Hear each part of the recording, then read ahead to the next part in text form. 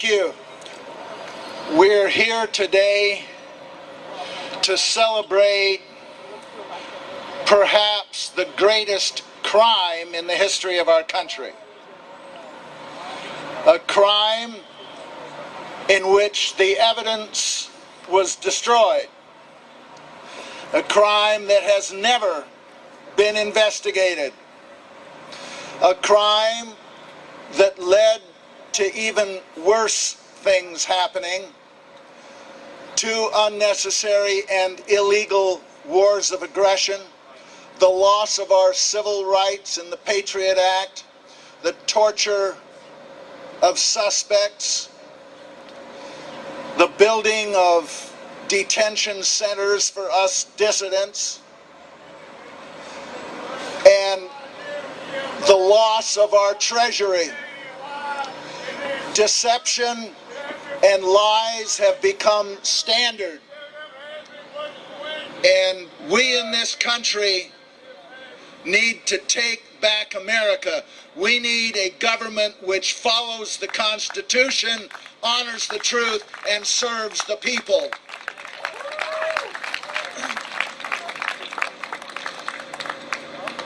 After 6 years, the truth about 9/11 is that we don't know the truth about 9/11, and we should. What we do know, however, is that the outrageous conspiracy theory told us by the Bush administration and the Zelikow Commission is absolutely unbelievable. Unbelievable! It's ironic that President Bush, just after 9/11, warned us to beware of outrageous conspiracy theories. And yet that's what they told us. We are the truth tellers. We know, for example, that hijacked airliners do not fly around for an hour and 40 minutes without being intercepted, unless our air defense system was deliberately sabotaged.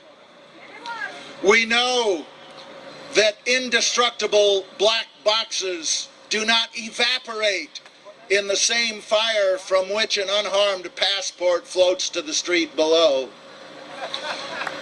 We know that steel skyscrapers do not implode and collapse at free fall speed because of a kerosene fire.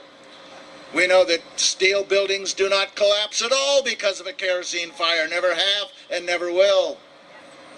And we know that Building 7 wasn't even struck by an airplane. A lot of these things can be viewed as smoking guns, which prove that 9/11 was an inside job. But even if that isn't the case, even if the outrageous conspiracy theory told by the Bush administration was essentially true, the American people would still need to know, for example, why their multi-trillion-dollar defense establishment was unable to protect even its own headquarters from an unarmed aircraft. We don't know the truth, and we need to know it. We need to know who the perpetrators were. Everybody knows this was a conspiracy. Even our government says that. The question is, who were the conspirators? We need a new and independent investigation which does not have a predetermined conclusion about who the conspirators were. They should even go into it with an open mind and not even think that Cheney is guilty. Where's the money? We need a new investigation. Beyond that, we need to investigate the cover-up of 9/11, not just 9/11 itself. After all, Richard Nixon wasn't undone by the 2-bit break-in at the Watergate, but by the cover-up. Bill Clinton wasn't impeached for his sexual encounters with Monica Lewinsky, but for stretching the truth when asked about it. Time after time, it's been the cover-up that catches them. That was true for Martha Stewart. It was true for Scooter Libby. And the cover-up should put a lot of people in our government in jail for a very long time. Beyond that, we must look into the exploitation of 9/11 to deceive us into those wars of aggression. More people, more Americans by far have been killed in Bush's folly in Iraq than were killed in 9/11. When you take Iraq and Afghanistan put together, twice as many Americans have been killed in those wars of aggression than were killed on 9/11.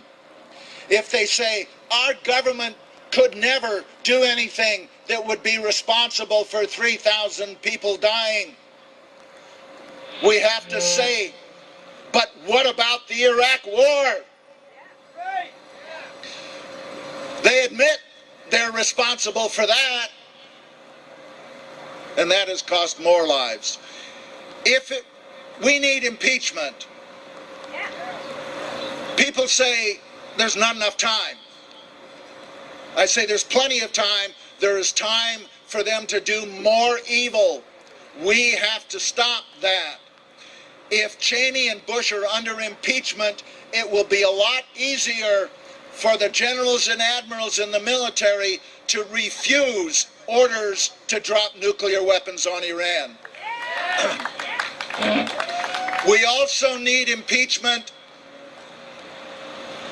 in order to send a message to future presidents that if they become a despot, tear up the Constitution, ignore the will of the people, we're not going to just let them ride out their term and retire to a ranch in Paraguay.